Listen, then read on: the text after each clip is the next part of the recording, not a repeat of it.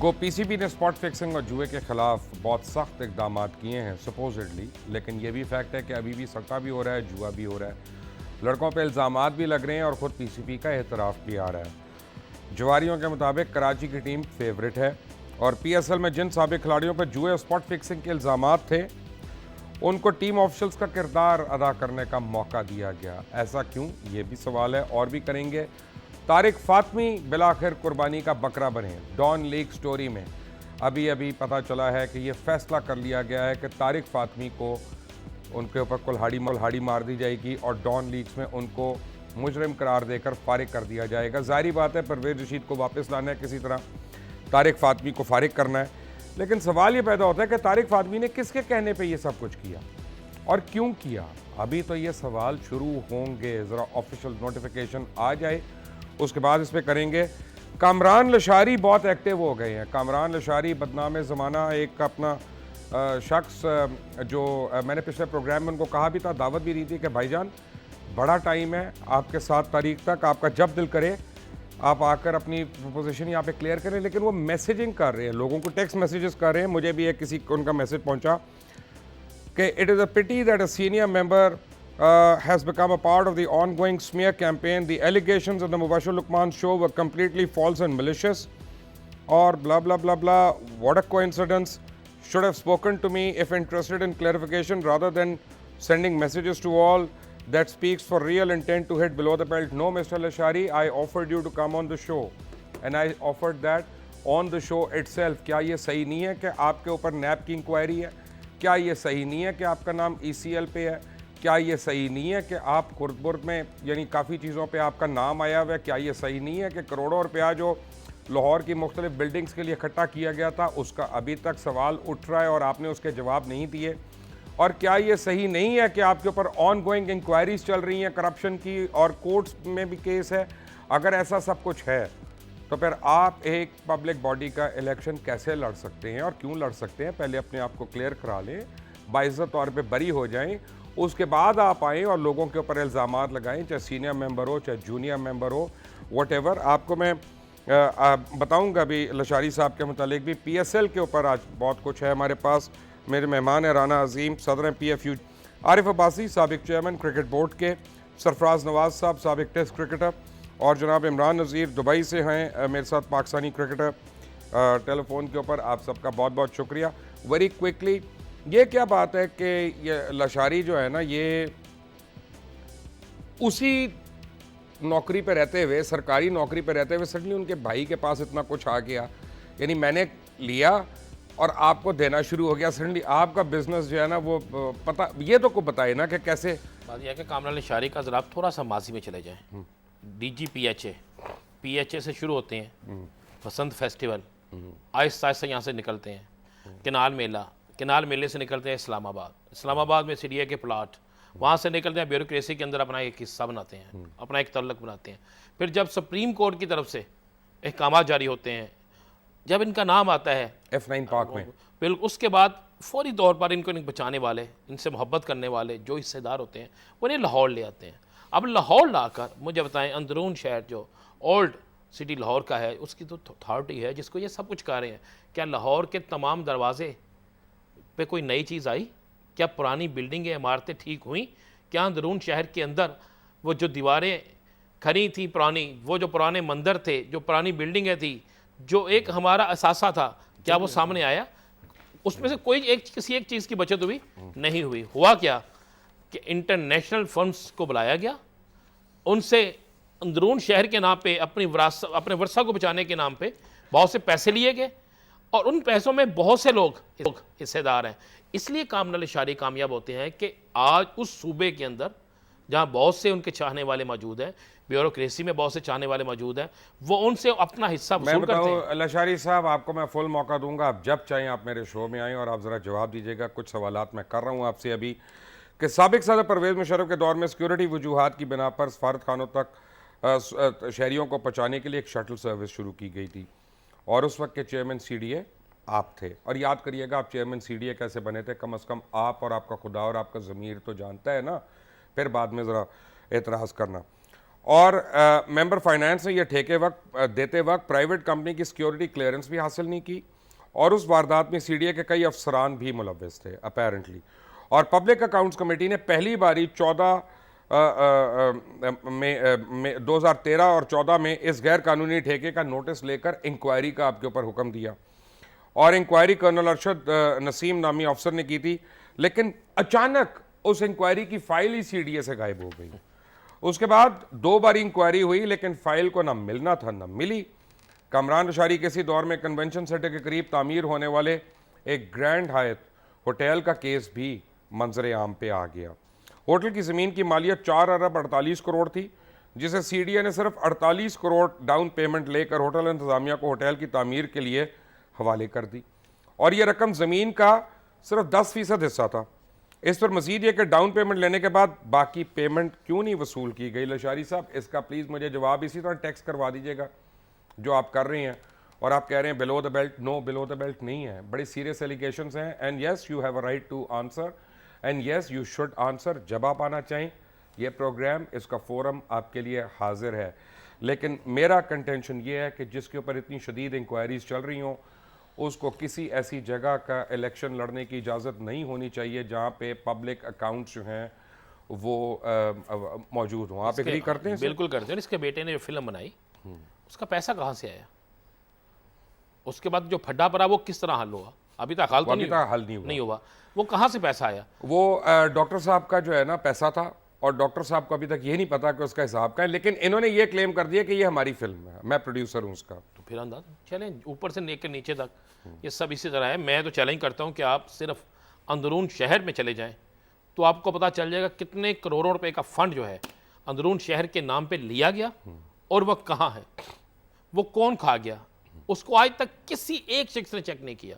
इसने चेक किया कि जो इसको पकड़ने वाले हैं वो सारे इनके हिस्सेदार हैं। कामरान अशारी साहब शुरू हो जाए ना, मैं अगर रेस पार्क क्रॉस पार्क से शुरू हो जाए, डीजीपीएचए थे, बसंत फेस्टिवल से लेकर सीडीए से लेकर अब लाहौर। एक बड़ी कहानी है, मैं आज नहीं बता रहा क्योंकि आज असल में तो सट्टे के ऊपर करना है, वैसे सट्टा और इनका नाम आना चाहिए साथ साथ, लेकिन नहीं, मेरा मतलब मैं वो पीएसएल की बात कर रहा हूँ, सॉरी नॉट सट्टा, मैं उसकी बात कर रहा हूँ। ये कभी इनसे पूछेगा, आपकी मुलाकात होगी ना, दिल पर हाथ रख के आपको बताएं चेयरमैन सीडीए बने कैसे थे, उसके ऊपर भी तारीख है लशारी साहब। अगर आप नहीं बताएंगे तो फिर मैं आकर टेलीविज़न पे बता दूंगा कि आप चेयरमैन सीडीए किन हालात में और किस तरह से बने थे। बट सबसे पहले ये पीएसएल फाइनल की क्या गेमिक्री है जी, क्या हो रहा है ये? देखिए, एक जुआ है जो कल का मैच हुआ है, आप उसे क्या समझते हैं? वो बिल्कुल जेन्युइन मैच है। और जो आज हो रहा है, देखिए जो टीम फेवरेट है वो हारती है, ये एक बहुत क्लियर और साफ बात है। जो फेवरेट टीम है वो हारती है। और क्यों हारती है? कि जिस पर ज़्यादा जुआ लगेगा, जिस पर ज़्यादा शर्तें लगेंगी, वो कभी नहीं जीतेगी। अगर वो जीत जाएगी तो फिर जुआरिये जीतेंगे, बुक मेकर हार जाएंगे। अब टीमें नहीं बिकी, अब खिलाड़ी बिकते हैं। अब जिन लोगों मुझे एक बात बताएं कि आप पीएफयूजे के सदर हैं, ये आपने कभी देखा है किसी मुल्क में पीएसएल हो रहा हो या पीएसएल की तर्ज पे कोई टूर्नामेंट हो रहा हो और 5 बड़े बड़े मीडिया हाउसेज जो हैं वो उसके स्पॉन्सर बन जाएं, और पीसीबी जो है ना, वो क्या इनका नुकसान हो रहा है फ्रेंचाइजीज का, तो इनको 30-40 करोड़ रुपया वापस कर, ये कभी हुआ है? क्योंकि अपनी वो सारी बुराई को छुपाने के लिए मीडिया हाउसेस का सहारा लिया गया, इसलिए कि उनके ऊपर कोई इल्ज़ाम ना आ सके, उसको छुपाने के लिए ये सहारा लिया गया। और फिर जब देखा गया कि बहुत ज़्यादा वहाँ पे फ्रॉड हो चुका है, उस पर मज़ीद पर्दा डालने के लिए कुछ पेमेंट भी वापस कर दी गई। क्या सरफराज नवाज साहब हमारे साथ हैं जी? मैं सरफराज नवाज साहब को ले रहा हूँ। आरिफ अब्बासी साहब ने हमें ज्वाइन कर लिया है, चंद लम्हे में इमरान नज़ीर भी हमें ज्वाइन कर रहे हैं। आपको मैं बताऊँ कि आरिफ अब्बासी साहब अस्सलाम वालेकुम, आपको मेरी आवाज़ आ रही है? अच्छा जी, मुझे ये बताएं कि ये पीएसएल सिक्योरिटी का जो इतना मसला बनाया हुआ है, अभी आज ख़त्म हुआ है ईसीओ आपका इस्लामाबाद में, कितने सदर और वज़ीर आज़म एक साथ वहाँ पे आए हुए थे? कई ममालिक के थे, 5, बिल्कुल तो 5 5 सदर और वज़ीर आज़म वहाँ पे थे। वज़ीर आज़म खुद पाकिस्तान के वज़ीर आज़म थे, तो उनकी सिक्योरिटी का कोई इशू नहीं हुआ और इस्लामाबाद में किसी को तकलीफ नहीं हुई है, और यानी उनको प्रॉब्लम नहीं है, लेकिन रिटायर्ड खिलाड़ियों को प्रॉब्लम है। ये क्या वजह है अपना? देखें जी, ये एक तो पहली बात है मुबशर साहब के, ये जो लोग ये कह रहे हैं कि पाकिस्तान के अंदर क्रिकेट, इंटरनेशनल क्रिकेट बहाल हो जाएगी, ये बिल्कुल फ्रॉड है, बिल्कुल झूठ है। अगर आपको मतलब है सेठी साहब झूठ बोल रहे हैं? बिल्कुल झूठ बोल रहे हैं। अगर इंटरनेशनल क्रिकेट बाहर होनी होती पाकिस्तान के अंदर तो पूरा टूर्नामेंट यहाँ कराते, हर शहर में करवाते। तो दुबई का भला कैसे होता? जुआ कैसे होता, दुबई का भला भी कैसे होता, जुआ कैसे होता। और दुबई के अंदर जो घिनौना खेल खेला गया, जिस तरह वहां से टीमें बिकी, ये कैसे आप कह सकते मैं हैं? चैलेंज करता हूँ। मुझे नहीं पता इस बात का। देखिए जी, मैं चैलेंज करता हूँ, मैं इस तरह करें, अगला जो मैच होगा, ले ये मैं चैलेंज से कह रहा हूं, मैं बैठ जाऊंगा आपके पास, मैं बुक मेकर को भी ले लूंगा साइड लाइन पे, जो दुबई में बैठे हैं, वो बताते जाएंगे कि भाई इस ओवर में ये होगा, इस बॉल पे ये होगा। वो उनके पास वो गैब का इल्म तो नहीं है ना, कौन कहाँ बिका हुआ है, किसके साथ कौन है। मैं बिल्कुल आपको बता रहा हूँ, मैं बैठा था एक टीवी के ऑफिस में, उस्मान साहब को आप भी जानते हैं, डायरेक्टर न्यूज़ है। उन्होंने मुझे कहा कौन सी टीम जीतेगी, मैं कहा यार अभी पूछ लेते हैं, 2 ओवर रह गए थे। मैंने फ़ोन किया, उसने कहा जी फलां टीम जीतेगी। मैं कहा ये कहता ये जीतेगी, वो कहता नहीं यार ये हो ही नहीं सकता। जब मैच खत्म हुआ तो उन्होंने कहा यार वो तो उसी तरह हुआ जैसा कहा। इसलिए आप क्रिकेट का ये जो पूरी चैंपियन लीग हो रही है ना, ये जो मैचेस हो रहे हैं, ये अब मैचेस जो है ये आपके मेरे वजह से या मुल्क की वजह से नहीं हो रहे, ये जुआरियों की वजह से होते हैं, बुक मेकर्स की वजह से होते हैं। वो शेड्यूल बनाते हैं। सरफराज भाई मुझे बताएं, ये राना अजीम साहब जो इल्जामात लगा रहे हैं इतने शदीद, ये क्या इनमें कोई सदाकत है? देखें, रोजाना आपके सामने ये बातें होती हैं। अभी पीएसएल में मैचेस होने से पहले ही आपने प्रेडिक्ट किया था जी हाँ कि इस्लामाबाद टीम जीतेगी जी हाँ। पहला मैच, तो वो जीती है। उसके अब बाद हमारी प्रेडिक्शन अगर सही हो गई तो ठीक है ना। जुआरिये पकड़े भी गए हैं और उसी दिन ये सेलिब्रेट कर रहे थे। 4 इन्वेस्टिगेटर जसूस आईसीसी एंटी करप्शन कमेटी के गए हैं, उन्होंने दोनों प्लेयरों को, शर्जील और उसके बाद लतीफ और इरफान, तीनों को एक कमरे में ले जाके उनसे इन्वेस्टिगेट किया और उनके टेलीफोन और कोई बैग वगैरह साथ ले गए। बाद में उन्होंने फिर पाकिस्तान क्रिकेट बोर्ड को ये चीजें दी हैं, इन्होंने फिर उस पर एक्शन किया, जिसके ऊपर नजम सेठी ने झूठ तो बोला है लेकिन खुद ही फंस गया कि जी हमें पता था जुआ हो रहा है और हमने जुआ करने दिया ताकि सबूत मिल जाते, उसके बाद फिर हम इनको पकड़ेंगे, और हमने ऐसा होने दिया और उसके बाद पकड़ा। ये खानदादा के प्रोग्राम में खुद कमिट कर लिया है और मुल्क की बदनामी करवाई है। उसके बाद अभी तो देखें, वो लंदन में जमशेद पकड़ा गया है, वो उसके बाद बुक मेकर यूसुफ पकड़ा गया है, फिर शेफील्ड में अजमल एक नौजवान 30 साल का वो पकड़ा गया और रिहाई हुई है, उनकी बेल हुई है। अभी तो आईसीसी एंटी करप्शन यूनिट उनके ऊपर इन्वेस्टिगेट करेगा। वो जो नाम लेंगे फिर आप हैरान होंगे कि राना अजीम साहब की बातें बिल्कुल सच्ची हैं। जी आरिफ अब्बासी साहब, मैं आपको बहुत जानता हूं और 2 आपके टेन्योर्स ऐसे हैं जो मैंने खुद देखे हैं, एक पीसीबी के चेयरमैन की हैसियत से और एक पीआईए के रुए रवां की हैसियत से, और दोनों में आपकी जो कारकर्दगी थी वो मिसाली थी और लोग आपकी ऑनेस्टी की और कॉम्पिटेंस दोनों की कस्में खाते रहे हैं जिन्होंने आपके साथ काम किया। आज ये सारी बातें सुनकर मुझे दिल पर हाथ रख के बताएं कि आपको कितना दुख होता है कि दोनों ऑर्गेनाइजेशन जिनको आप उस तरह छोड़ के आए उनका क्या हाल हो गया। एक तो मुबशिर साहब, very very kind of you to call me, but इसके अंदर अफसोस तो होता है because you know after all आपने इतने स्टेडियम्स बनाए, आपने इतने काम किए, मगर they have all come to naught now. और आप देखें कि ये जो बात कर रहे थे अभी साहब, ये बिल्कुल सही बात कर रहे थे, मगर इसके अंदर सफ़रर कौन होगा? सफ़रर तो प्लेयर ही होगा ना। ये किस किस्म की मैनेजमेंट है जो कहती है कि हमें पता तो था मगर हमने इनको करने दिया ताकि हम इनको पकड़ लें।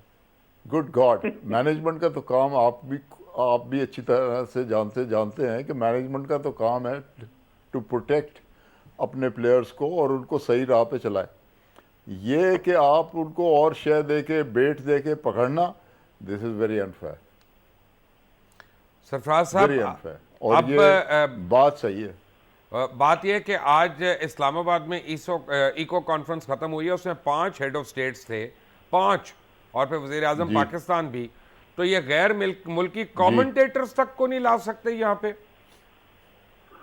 नहीं, कमेंटेटर देखें, भी नहीं आ रहे। प्लेयर तो पहले कह गए कि हमने नहीं आना, उसके बाद अंपायरों ने भी कहा है कि हमने नहीं आना, उसके बाद जो ऑर्गेनाइज कर रहे हैं मीडिया इंचार्ज वगैरह, उन्होंने भी रिफ्यूज कर दिया है। अब इनके पास आदमी कोई नहीं जो मीडिया का पाकिस्तान आके काम करे। ये मिन्नतें कर रहे हैं, उन्होंने कहा कि हमने नहीं जाना, कोई भी नहीं आ रहा पाकिस्तान में। तो ये अब वो कहते हैं ना, फेंक पैसा देख तमाशा, ये अब उस चक्कर में आया नजम सेठी। और मुझे तो ये लगता है कि इंडिया के इशारे पे ये पाकिस्तान को बदनाम करने पे तुला हुआ है।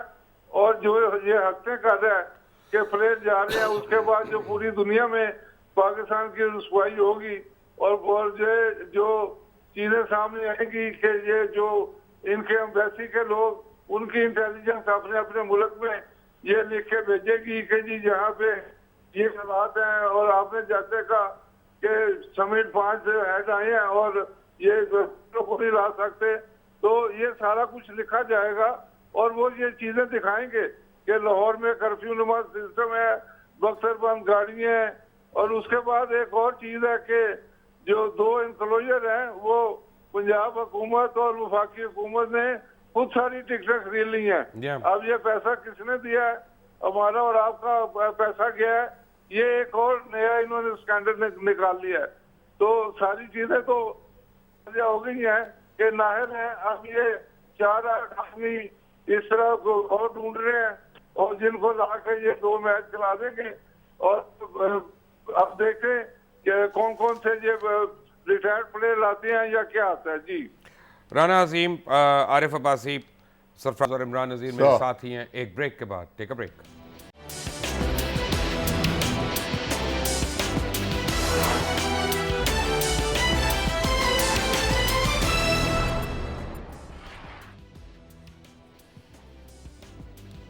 Welcome back from the break. और राना अजीम और आरिफ अब्बासी और सरफराज नवाज मेरे साथ ही हैं।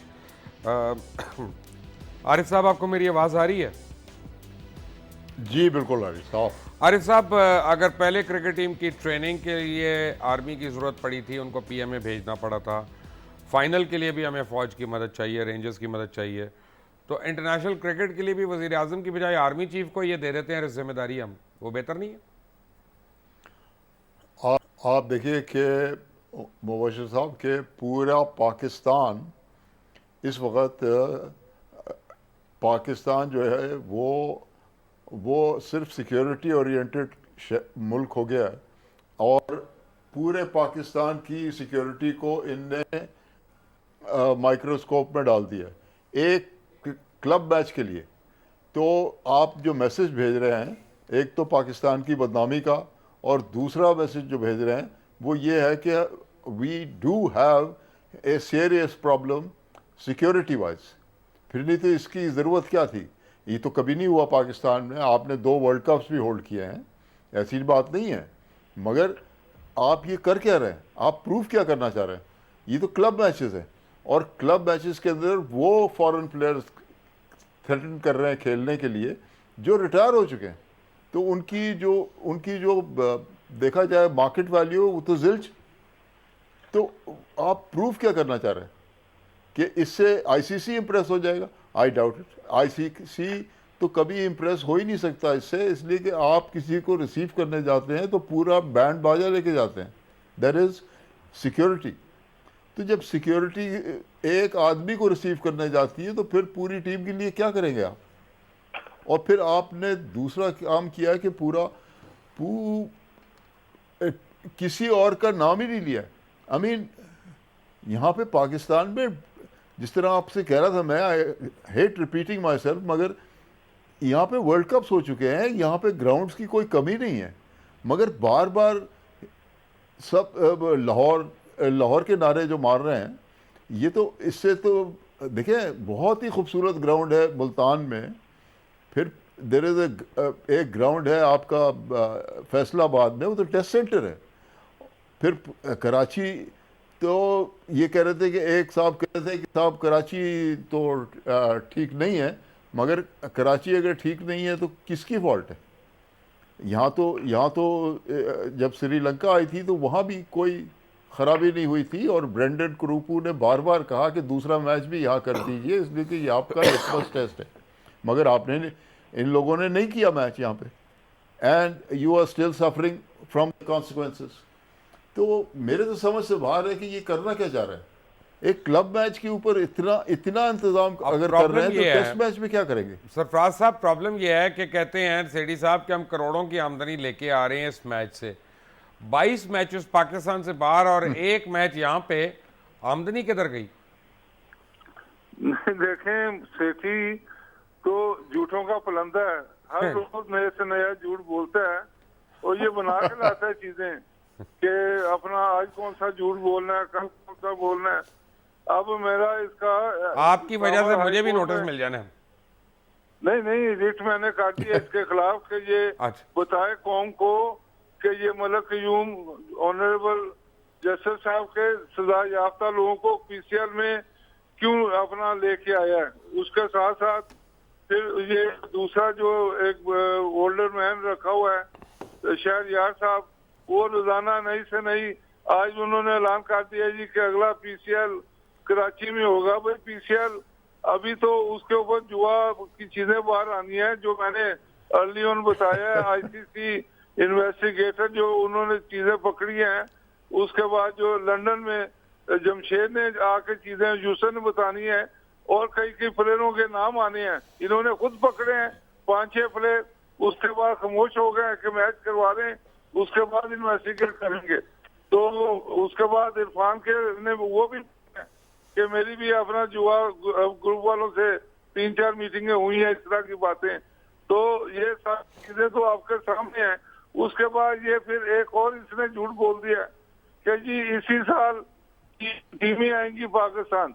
और भाई ऑलरेडी जो आपके पास 2-4 प्लेयर हैं वो तो आप पाकिस्तान ला नहीं सके, और टीमें कहाँ से लाएंगे। उसके बाद फिर इससे मैं पूछना चाहता हूँ कि जिम्बाब्वे के जो मैचेस हुए हैं 3-4 साल हो गए हैं, और उस वक्त भी कहते थे कि टीमें आएंगी, वो कहाँ गई टीमें।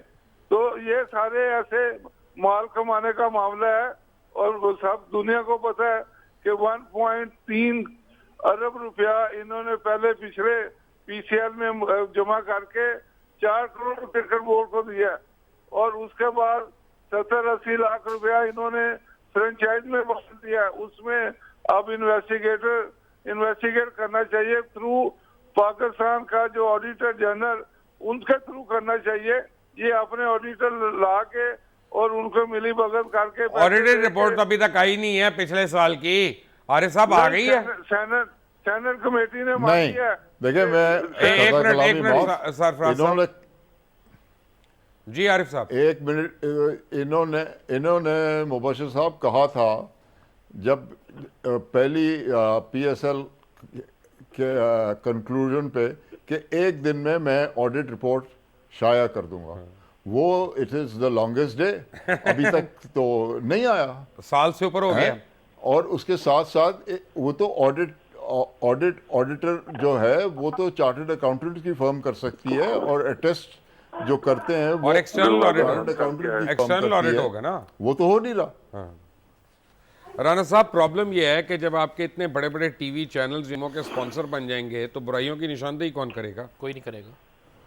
आज आप देखें ना, जो स्पॉन्सर बन चुके हैं वो भी, जो नहीं बने वो भी, सुबह से लेकर अब तक और अगले 4 दिन तक इस तरह लगता है कि पाकिस्तान में और कोई काम नहीं है। एक प्लानिंग के तहत सबको लगा दिया गया इसी चीज़ पे। सुबह बैंक के बाहर खड़े हो जो 4-4 DSNG लगा दो, उसके बाद जनाब फनकार क्या कह रहे हैं, आर्टिस्ट क्या कह रहे हैं। ठीक है, हमें ये ज़रूर करना चाहिए था कि दहशतगर्दी के खिलाफ जंग जाए, उस पर हम सब मिलकर बाहर निकलते, ये करते। मगर ये जो इंटरनेशनल क्रिकेट का एक वबेला मचा रहे हैं, ये नहीं है, ये सिर्फ एक फ्रॉड हो रहा है। ये पाकिस्तान देखें, वो नजम सेठी जो पाकिस्तान में बैठकर एक टीवी पे बैठकर पाकिस्तान की फ़ौज, पाकिस्तान की सालमियत के ख़िलाफ़ बात करता है, उसके खिलाफ मुकदमा दर्ज होते हैं। फिर आप किस तरह समझ सकते हैं कि वो पाकिस्तान की इज़्ज़त बहाल कर सकता है? जो पाकिस्तान के कौमी अदारों के ख़िलाफ़ बोलता हो, क्या वो पाकिस्तान की इज़्ज़त बहाल कर सकता है? कभी नहीं कर सकता। वो किसी और गेम का उन्होंने तो ISI के ऊपर डायरेक्ट कहा है कि जनाब ये कोवर्ट ऑपरेशंस करती है, रॉ नहीं करती, उन्होंने ये भी कहा था। तो ये लोग जो पाकिस्तान के इदारों को बदनाम करते हैं, वो पाकिस्तान के लिए कुछ कर सकते हैं? नहीं कर सकते। ये किसी की तवज्जो किसी और तरफ से हटाने के लिए सब कुछ हो रहा है। हमारे कौमी अदारे जो हैं वो अपनी ज़िम्मेदारी पूरी करते हुए और हमारे कुछ मीडिया हाउसेस जो आज दिखा रहे हैं, मैं समझता हूँ कि वो जिनको लालच नहीं है वो इस कौम को जिंदा दिल कौम दिखाने के लिए कर रहे होंगे, मगर इस टूर्नामेंट के पीछे कोई और हाथ है। और वो कौन लोग हैं? वो लोग हैं जिन्होंने यहाँ इस टूर्नामेंट से पैसा कमाना है, जिन्होंने इस टूर्नामेंट से पाकिस्तान की इज्जत को बेचने की कोशिश करनी है। मुझे एक बात बताएं, जितना जोर इस पे लगा रहे हैं, जितना शोर मच रहा है, खुदा की कसम ये अब्बासी साहब को लेते, सरफराज साहब को लेते, इमरान खान को लेते, चंद और बड़े लोगों को लेते और कहते जाओ पाकिस्तान के अंदर इंटरनेशनल की बहाली के लिए आप सफारती तलकात इस्तेमाल करें, ज़हीर अब्बास को लेते, सफारती तलकात इस्तेमाल करें, उससे पाकिस्तान के अंदर इंटरनेशनल क्रिकेट बहाल होगी। इससे नहीं होगी। ये जो कर रहे हैं ये एक ड्रामा है और इस ड्रामे को किसी चीज़ को छुपाने के लिए कर रहे हैं। वो आपको भी पता है, मुझे भी पता है। सरफराज साहब, पीएसएल की टिकट से एक बार ही ऑनलाइन आने की यानी खबर आई और फौरन ही पता चला बिक गई है जी। अवाम ने शोर मचाया तो दोबारा से टिकटें मिलना शुरू हो गई, दस्तयाब हो गई और सेल होना शुरू हो गई। ये क्या चक्कर हो रहा है? देखें, ये तो एक हैरानकुन बात हुई कि एक रात में सारी टिकटें बिक गई और उसके बाद पता नहीं चला कि ये टिकटें कौन खरीद के ले गया है और कहाँ गई। और सुबह आज जो बदनज़मी हुई है, पुलिस ने जो शायकीन के ऊपर मारा पीटी की है और वो मैं कहूँगा कि बहुत ज्यादा ये बदनज़मी और बहुत ज्यादा ज्यादती की गई है शायकीन के साथ। और राणा साहब, मैं आपको राणा साहब को अर्ज कर दूं, मुबशर साहब, कि नजम सेठी और पीसीबी ये सिर्फ लगे हुए हैं कि पहले भी मेरी पेंशन बंद कर दी है, अब भी उन्होंने मुझे पेंशन बंद कर दी है। और नईम बुखारी साहब ने मुझे बुलाया है कि यार इस तरह की शख्सियत नहीं करनी चाहिए। उन्होंने मेरा केस इस्लामाबाद हाई कोर्ट में लेके गए हैं और इस्लामाबाद के ऑनरेबल चीफ जस्टिस साहब ने इनको 10 दिन का नोटिस दिया कि ये सारी चीजें लाओ। और मैंने जुए का भी बीच में मेंशन किया है, उसमें पीएसएल में जो करप्शन है उसका भी मेंशन किया है और जुआ ग्रुप के जो तमाम आदमी आए हुए हैं उसका भी मेंशन किया है कि ये कौम को जवाब दे कि इसके जुआरियों के अलावा और उसके बाद इंडिया में इसने जो पैसे कमाए हैं जुए के ऊपर, मुहेश नामी बुक मेकर के जो गाठर है। और आप मैं आपको ये भी बता दूं कि ये वसीम अकरम और मोइन खान और ये इंजमाम और उसके बाद मुशाक इसलिए लेके आया क्योंकि इनका जुआरियों ग्रुप इंडिया का जो है उनसे तल्लुकात हैं और उनको आसानी हो सारे बैठे हैं इस पर। तमाम बुक मेकर जो हैं, मैं चैलेंज से कहता हूँ, इस वक्त दुबई में बैठे हैं और तमाम बुक मेकर जो हैं वो किन किन से राब्ते में, उन्होंने पाकिस्तानी कुछ लोगों को आगे किया हुआ है, दुबई के किन किन होटलों में बैठे हैं, कहाँ कहाँ बैठे हैं। मैं चैलेंज करता हूँ, मैंने जिस तरह कहा कि मैं चैलेंज से कहता हूँ कि अगले मैच से पहले मैं आपको रिजल्ट बता दूंगा, ये होगा। और ये कहाँ से होगा? क्या नजम सेठी की मर्जी के बगैर हो सकता है? आप प्रोग्राम के एंकर हैं, आपकी मर्जी के बगैर मौजू चेंज हो सकता है? होगा तो आप फौरी पकड़ लेंगे ना। लेकिन वहाँ पे नहीं हो रहा। ये पाकिस्तान के साथ एक इतनी बड़ी साजिश हो रही है जिसकी इंतहा कोई नहीं। कौम इंजॉय ज़रूर करे मगर अपने मुल्ज़मों को। वो आमिर राना साहब जैसी साजिश तो नहीं है कि वो भी कहते हैं मेरे साथ साजिश होगी, वो इलेक्शन अब जीत गए हैं तो उस बाद वो मिठाई तो क्या वो मिलने से भी चले गए हमसे। बट एनीवे आते हैं इसके ऊपर, पीएसएल के ऊपर और क्रिकेट ब्रेक के बाद। ठीक है ब्रेक।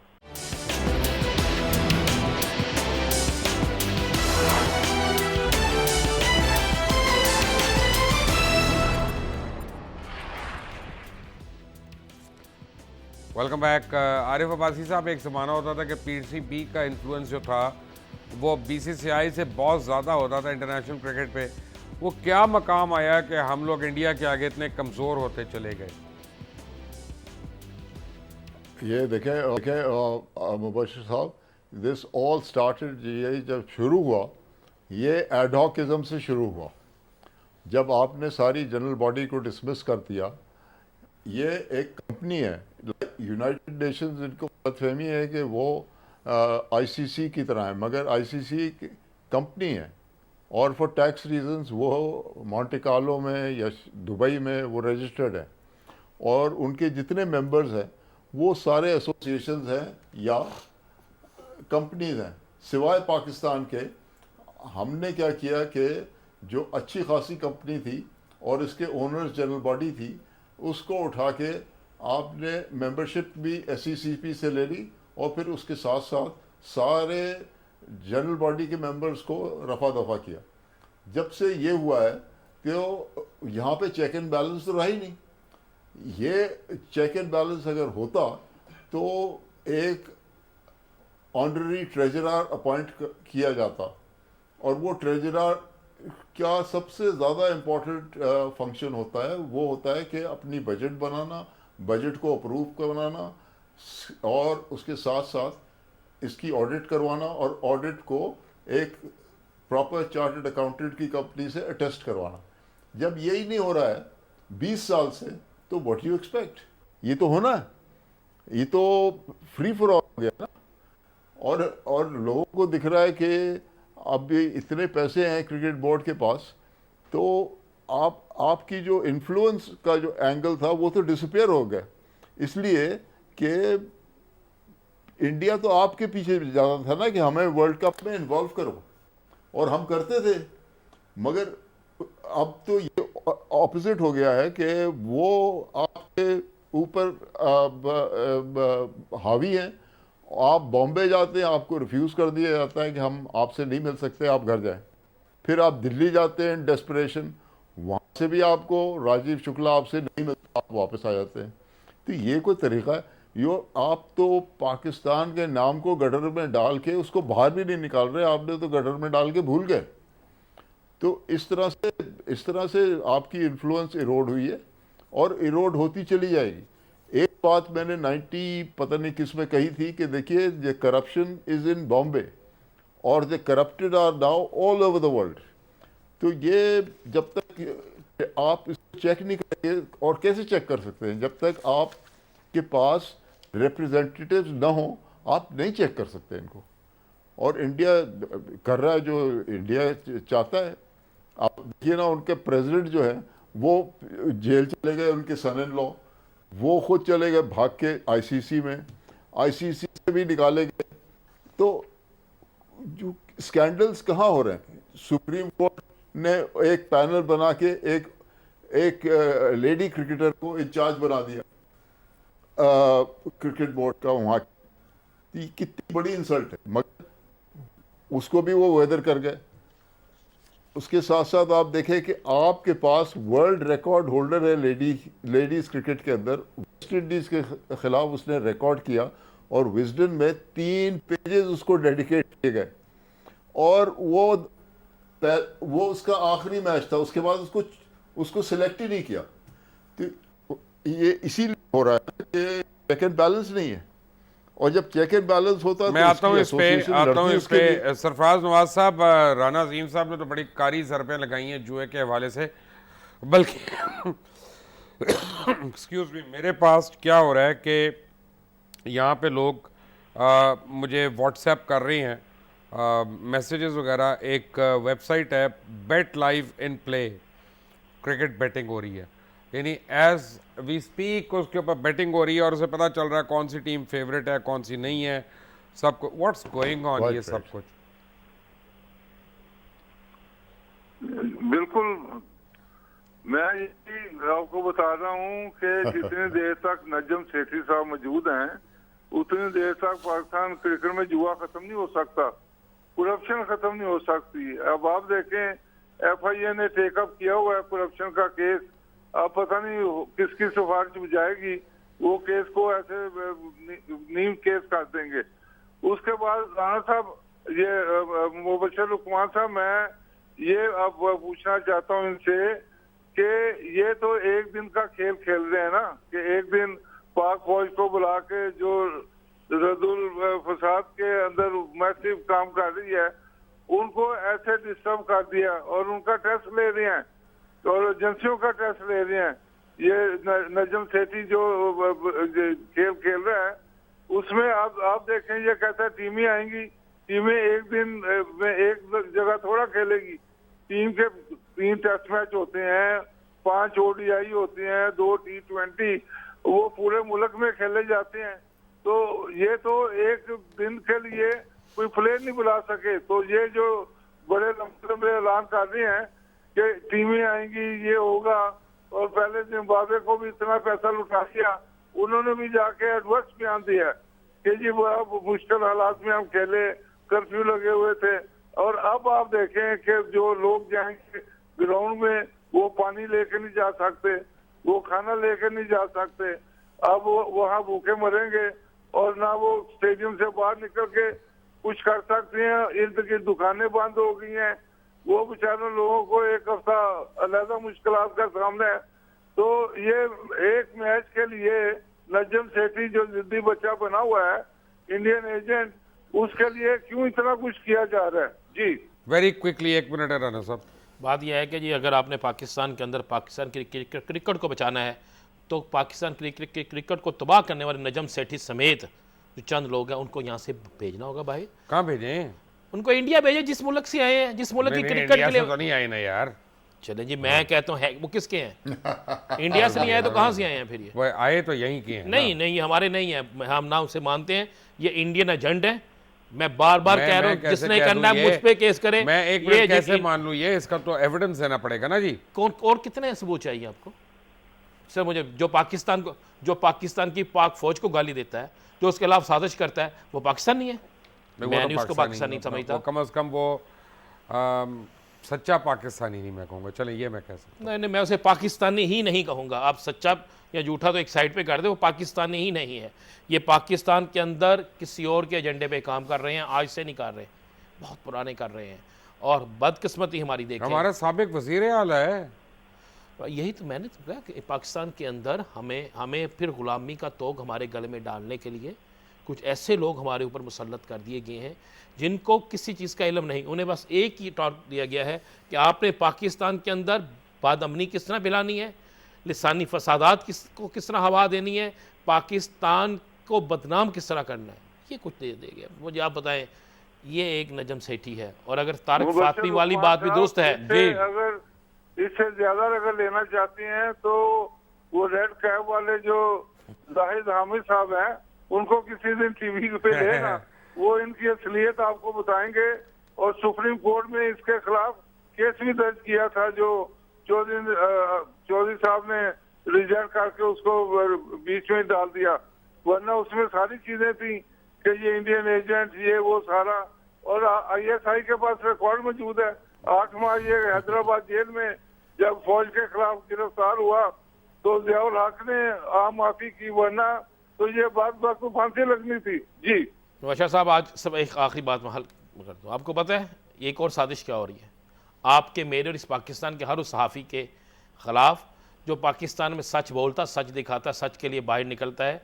चूँकि अब इन लोगों की इजारादारी ख़त्म हो रही है, तो ये पाकिस्तान के अंदर सहाफ़ियों को तकसीम करने के लिए एक बहुत बड़ा एजेंडा अगले चंद दिन में लेके आ रहे हैं। वो क्या? वो एजेंडा ये है कि ये अपनी मर्ज़ी की तंजीमें बनाएंगे, फिर ये पाक फ़ौज के खिलाफ बलोचिस्तान से एहतजाज शुरू करेंगे। मुश्किल है, क्योंकि ये पाकिस्तानी अवाम इस चीज़ को मुस्तरद कर अल्लाह देगी। करे बट सही। आपका बहुत बहुत शुक्रिया।